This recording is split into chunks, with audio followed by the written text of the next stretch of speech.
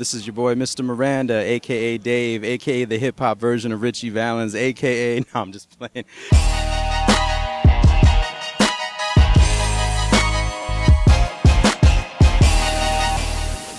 Man, I would have to say just growing up listening, to Tribe, NWA, I'm coming out of Phoenix, Arizona, it was closer to LA at the time, so listening to Cube and, just that whole movement and just growing up listening to hip hop in general just it influenced me at such a young age. To just want to transition something in my life that's going to make it to where this is going to be something that I want to do, and just the way the music and just the way everybody, the rhymes, the beats and everything just transitioned. It was just such a beautiful thing. And at a young age, it was just something I had to do.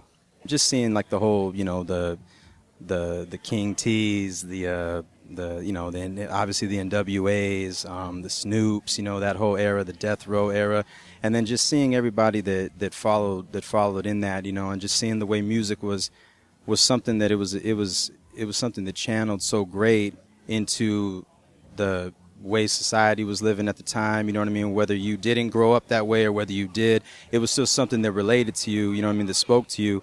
And I just grew up listening to so much dope music. It was like my escape route music. So it's like it was just something that caught me.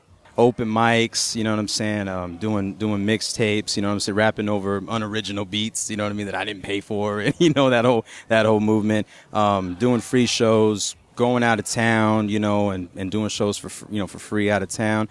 Just getting yourself out there, guerrilla marketing and just trying to build a brand, just anything I could do to be heard. That was just something that I was trying to do, and just trying to listen. This was all before the internet really kind of took off, when you actually had to be in the streets, grinding, and pushing and putting product out there and posters and flyers and stuff. So it was a long process, But now we got the internet, all you got to do is hit copy and paste. I'm Mexican, man, so it's like my mom, it's like she never really fully understood it. It was just, we come from an era where it's just like in our culture where you just work. It's just work.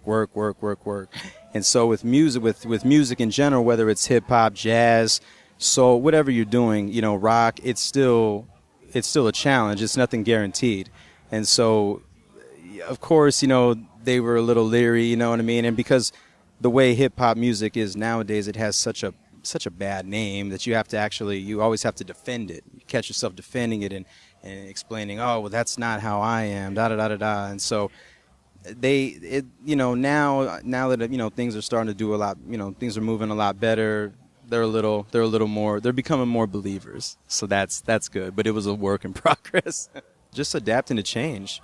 Because, it's like you get so stuck in working a way that a way that you feel it's a good method and everything that you believe in, and then just hearing how the radio is nowadays, and everybody's doing this and that and the third, and you have to do something. You have to be a standout. You can't blend in, and so adapting to the way everything is nowadays and the internet and that whole circuit, that was probably something that because I just wasn't internet savvy like that. And so just being able to actually grind like that and get your stuff out there, that was probably one of the biggest challenges to overcome in this era now.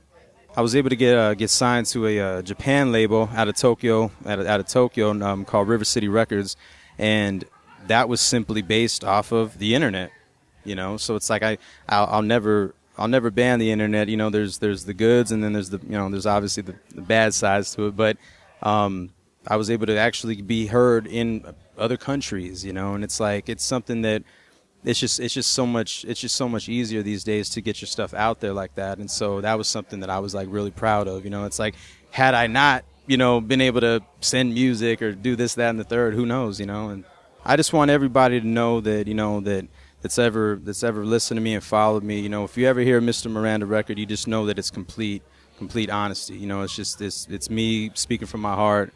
And, I'm not doing this out, in vain or out of spite. It's just, this is something that's just me. You're always going to get me, And that's something I want people to be listening to me, 10, 15 years from now and be like, yeah, Mr. Miranda, that was a real dude, and he spoke from the heart.